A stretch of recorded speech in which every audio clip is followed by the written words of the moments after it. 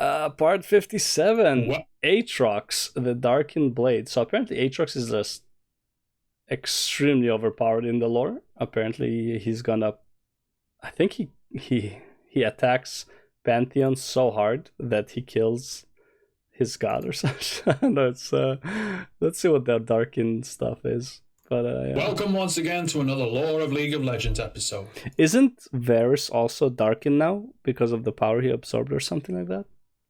He's not actually he has darkened powers. I don't know if he's actually a darkened though. The character covered in this video is directly linked with the remastered Tryndamere lore video I put out. Oh, nice. Of course, okay. I am talking about Aatrox, the Darkened Blade.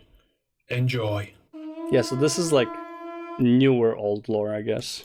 I need to start making them as like newer old lores. Aatrox is a warrior of legends, one of the last remaining people of his race, the Darkin.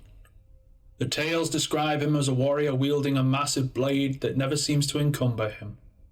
His moves are almost like a deadly dance of grace and precision, almost hypnotic to watch. More like Riven. Yeah. If the tales have it right, the sword he wields feeds upon those that Aatrox has killed, fueling his fury and empowering his march of destruction. The tales of Aatrox can be found in ancient texts that have been uncovered by archaeologists. In the oldest records of Runeterra's history, there is a tale of great war between two forces.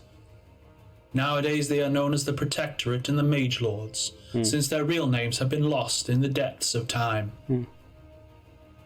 When the forces of the Mage Lords have been crushing their opponents in every battle, all hope seemed to be lost for the Protectorate. They had no supplies, no equipment, and no men able to fight.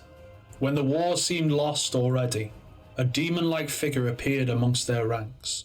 He walked through their camp and with few words urged them to grab and raise their weapons. He convinced them to fight to the last. As long as they had any blood left in them, the war was not yet lost. Nobody knew who Aatrox was, but he was the only hope the Protectorate's warriors had. They had nothing more to lose, and the words of this dark figure had reignited the fire in their hearts.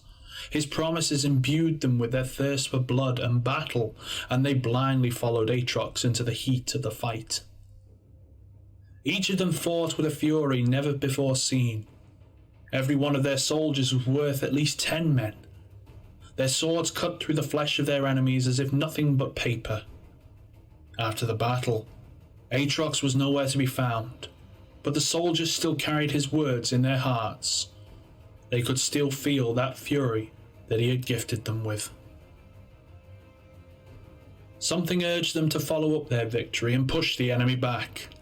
Time after time, the army successfully defeated everything that was thrown at them, until they were able to finally return home victorious. But the more the time had passed since the appearance of the Darkin, the less heroic their deeds seemed.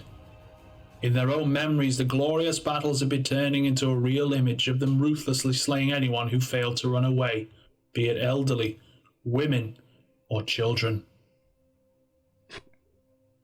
But that was the only real appearance of the Darkin Blade.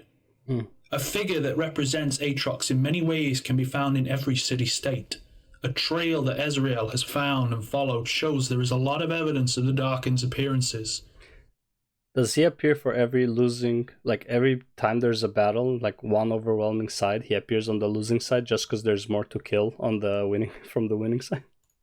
Stained glass in Demacia, statuettes in Noxus, an urn from Shurima Desert, a bone dagger found in Freljord, and an Ionian carved woodblock.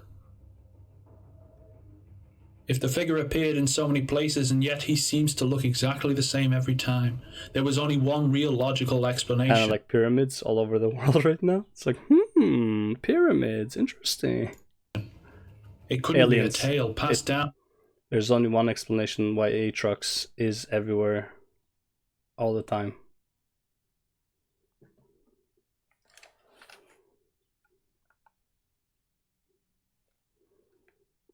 Aliens. I can't even do my hair to go up that high. Down from generation to generation.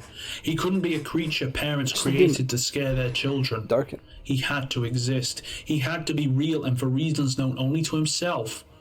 he appeared in many places in different periods of history and helped them, one way or another. Yeah. Some remember him as a saviour, but those who came in contact with Aatrox often have memories that are much darker. He also appeared to be the same figure that had murdered Tryndamere tribe and forced him to seek revenge, to work at becoming the best. Wait, but I thought there were multiple of them.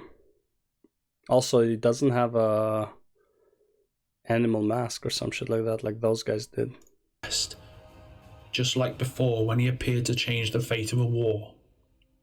If that is true, it means that Aatrox has a plan, some kind of devilish plan that only he can understand. And he's... maybe he just loves war. I feel like maybe he just loves war and he loves going onto the losing side because there's just more to kill. Constantly working to make it a reality. This is clearly a different story, or like this is missing parts of the story of current Aatrox in current lore, but yeah. Soon, nobody would be able to stop him. And that's all there is for this episode. Maybe he's just feeding his sword, right?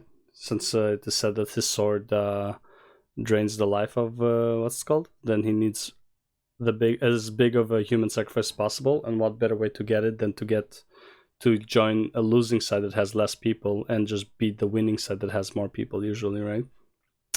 Yeah. Anyways, that's Aatrox, the Darkened Blade. Very, very briefly, it seems. And yeah, we'll go on to the next one. Peace.